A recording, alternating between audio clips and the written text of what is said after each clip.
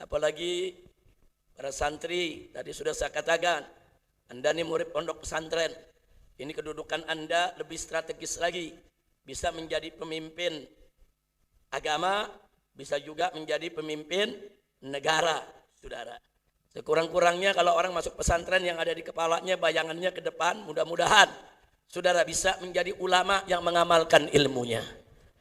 Ulama yang mengamalkan ilmunya, yang ucapannya dengan perbuatannya seiring sejalan. Dan jangan main-main Pak Bu ya, jangan main-main santriwan dan santriwati, jangan main-main. Ini para talib maupun talibah, tilmiz maupun tilmizah, murid maupun muridah, jangan main-main. Sekurang-kurangnya kita daripada mereka yang sekolah di pondok pesantren ke depan bisa menjadi ulama yang mengamalkan ilmunya, ulama yang menjadi pelita di tengah-tengah kehidupan umat Islam, saudara.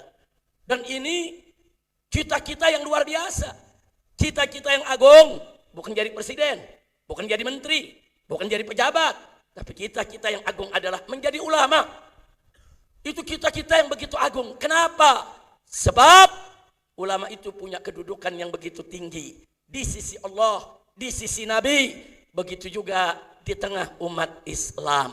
Mudah-mudahan semua di sini insya Allah bukakan pintu untuk menjadi ulama yang amilin, menjadi aulia yang sholihin. Amin ya rabbal alamin. Mari kita buktikan, saudara. Jadi kita kalau bicara harus punya dalil. Nah, bukan sekedar bicara tanpa dalil. Ahlus sunnah itu cirinya begitu. Ahlus sunnah wal jamaah di mana-mana kalau mengucapkan sesuatu atau berbuat sesuatu, dia mesti punya dalil, saudara. Mana sih dalilnya kedudukan ulama begitu tinggi di sisi Allah dan Rasulnya, serta di tengah umat Islam, saudara? Dalilnya Allah sendiri yang menyatakan dalam Al-Quranul Karim, di mana Allah nyatakan faqala ta'ala yarfa'illahu alladhina amanu minkum walladhina utul ilma darajat. Allah yang menyatakan, Allah tinggikan kedudukan orang-orang yang beriman di antara kamu dan mereka yang memiliki ilmu. Punya iman, punya ilmu, Allah tinggikan derajat, beberapa derajat, saudara, yang hanya Allah yang maha tahu tentang berapa itu derajat yang Allah tinggikan, saudara. Ini ayat Al-Quran, Allah yang menyatakan bahwa ulama itu punya kedudukan yang tinggi, dimuliakan oleh Allah, saudara, dan ditinggikan derajatnya oleh Allah subhanahu wa ta'ala. Nah, dari sini juga kita mesti paham, saudara, bahwa seluruh hamba Allah, saudara, wajib untuk memuliakan siapa saja yang dimuliakan oleh Allah. Wajib, saudara, untuk meninggikan derajat siapa saja yang ditinggikan oleh Allah.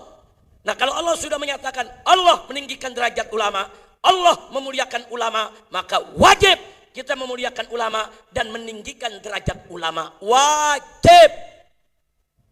Ini sengaja saya tekankan begini karena zaman sekarang ini, saudara, sudah mulai ada kelompok-kelompok yang berani hina ulama, hina kiai, saudara. Saat ini, saudara, bukan hanya habaib yang diserang, bukan hanya habaib yang dihina-hina, ulama-ulama mulai dihina-hina, saudara. Ya, target mereka bukan mau menyerang habaib, target mereka bukan mau menyerang ulama, target mereka mau menyerang Islam. Tapi bagaimana cara menghancurkan Islam? Hancurkan dulu dua fondasi daripada umat Islam. Dua fondasi dakwah di tengah umat Islam adalah, saudara, al-ulama wal habaib. Kalau dua ini sudah hancur pertahanan umat, saudara. Na'udzubillah min dzalik. Makanya jangan kaget. Kemarin begitu aja ada pesantren yang rubuh, saudara, ulamanya dihina-hina, pesantrennya dihina-hina. Bahkan saudara dituntut supaya ulamanya tersebut, saudara, yang mimpin pondok pesantren ulama sepuh. Ini ulama besar, bukan sembarangan ulama, saudara. Dituntut, suruh ditangkap, diperiksa, diadili, dipenjara, seolah-olah ulama itu yang membunuh santri, saudara. Oh, terus melebar lagi. Ada pondok pesantren luar biasa, saudara, di Jawa sana. Pondok pesantren Lirboyo, siapa yang tidak tahu, saudara? Muridnya hampir 20.000, saudara. Nah, sekarang kiai yang namanya kiai yang untuk membangun atau menjaga kebersihan tentu bagi-bagi tugas, dan santri dengan senang hati, saudara, mengerjakan tugas yang diberikan oleh kiai. Betul? Betul? Nah, mereka kumpulkan videonya, apa mereka bilang, lihat. Begitu santri lagi rame-rame membersihkan pesantren, apa mereka bilang? Santri diperbudak sama kiai. Begitu santri-santri cium tangan sama kiai, apa mereka bilang? Ini bentuk feodalisme. Ini feodalisme. Begitu santri-santri kerja bakti, saudara, ngecat daripada pesantrennya, ngecor daripada pesantrennya, apa mereka bilang? Penjajahan dan penindasan, saudara. Rame di medsos, dihina, ulama dihina, pesantren dihina, katanya tempat penjajahan, tempat penindasan, sumber feodalisme. Saudara, murid diperbudak oleh kiai. Masya Allah, saya mau tanya, para santri yang ada di sini, saat Anda mendapatkan tugas untuk membersihkan pondok, ada merasa diperbudak? Ada yang merasa diperbudak? Anda dapat tugas dari kiai, senang tidak? Gembira tidak? Ridho tidak? Ikhlas tidak? Takbir. Sallu ala nabi. Itu tuduhan-tuduhan seperti itu, saudara. Untuk apa? Untuk mendegradasi ulama. Supaya ulama itu dipermalukan, saudara. Supaya apa? Supaya citranya rusak. Supaya pengaruhnya ambruk, saudara. Supaya perannya, saudara, menjadi terganggu di tengah-tengah umat. Nah, karena itu kewajiban para santri, kewajiban saudara semua umat Islam untuk selalu menjaga kemuliaan, kehormatan, haibah dari para ulamanya. Insya Allah. Saya mau tanya semua di sini, siap jaga kehormatan ulama? Siap jaga kehormatan ulama? Siap muliakan ulama? Siap tinggikan ulama? Takbir. Sallu ala nabi. Terus ada yang nanya, Habib Rizik, ulama kan ada dua. Ada ulama khair, ulama yang baik. Ada ulama su, ulama yang jahat. Ini yang dimuliakan yang mana? Oh tentu yang dimuliakan adalah ulama yang khair, ulama yang baik. Terus ada yang tanya lagi, ciri ulama yang baik bagaimana? Supaya kita tahu. Saudara, untuk tahu ciri ulama yang baik mudah. Mudah. Hanya ada satu ciri yang mesti kita perhatikan, saudara. Apa itu gerangan?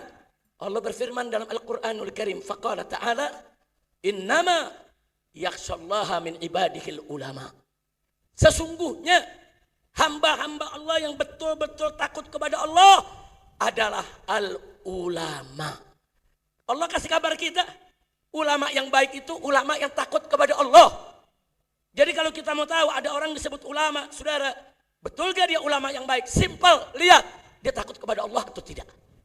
Kalau dia takut kepada Allah, takut dia berbuat dosa, takut dia meninggalkan kewajiban, saudara, betul-betul dia taat kepada Allah, menjauhkan diri daripada segala maksiat, ucapannya dengan perbuatannya seiring sejalan, saudara. Nah, ulama-ulama seperti ini yang betul-betul takut kepada Allah, merekalah ulama-ulama yang khair, saudara. Tapi kalau ada orang mengklaim dirinya ulama atau diulamakan oleh orang lain, saudara, tapi dia selalu melanggar perintah Allah, dia tinggalkan kewajiban, dia berbuat dosa, bahkan kadang-kadang terang-terangan dia melakukan dosa, dia menjual ayat, ucapan dan perbuatan tidak seiring sejalan, dia putar balik hadis, dia putar balik ayat Quran, dia halalkan yang haram, dia haramkan yang halal. Inilah ulama yang tidak takut kepada Allah. Mereka lah ulama su, ulama yang jahat, buruk, saudara. Jadi saya katakan simpel, mudah.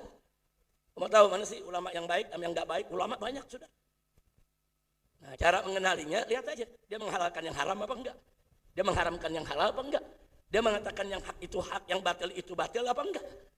Kalau dia takut kepada Allah, maka dia ulama yang baik. Kalau dia tidak takut kepada Allah, maka dia adalah ulama yang buruk. Saya punya istilah. Ulama ada dua. Satu ada ulama, dua ada ulama-ulamaan. Ada ulama-ulamaan. Ulama ngajak kita ke sorga. Amin. Ulama-ulamaan ngajak kita ke sorga-sorgaan.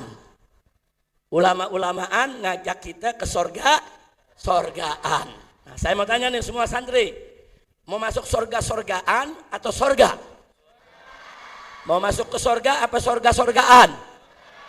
Kalau mau masuk ke sorga maka wajib ikut ulama. Kalau ikut ulama-ulamaan berarti dituntun masuk ke sorga. Sorgaan. Na'udzubillah min dzalik. Nggak sampai di situ, saudara. Nggak sampai di situ. Pentingnya kedudukan ulama, saudara, di sisi Allah dan Rasulnya juga di tengah umat. Allah menjadikan mereka sebagai sumber rujukan. Allah perintahkan dalam Al-Quran, faqala ta'ala fas'alu ahla dzikri in kuntum la ta'lamun. Hei orang beriman, hei orang Islam, ini Allah yang perintahkan fas'alu, tanyalah kepada siapa? Ahla dzikir.